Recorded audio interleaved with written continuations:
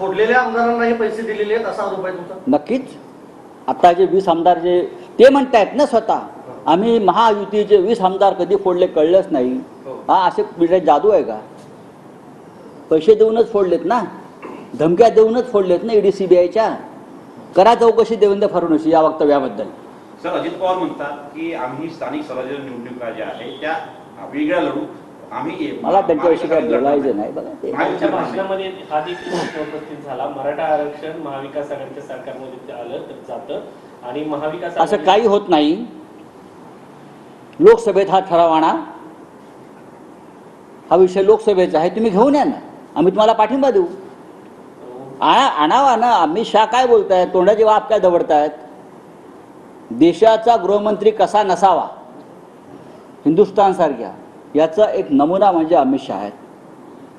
पवार साहेब त्याच्यावर सविस्तर बोलतील.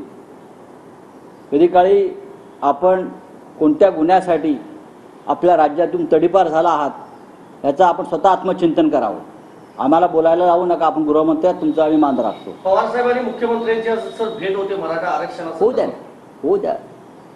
पवार साहेबांना तो अधिकार आहे या विषयावर चर्चा करण्याचा, बोलण्याचा.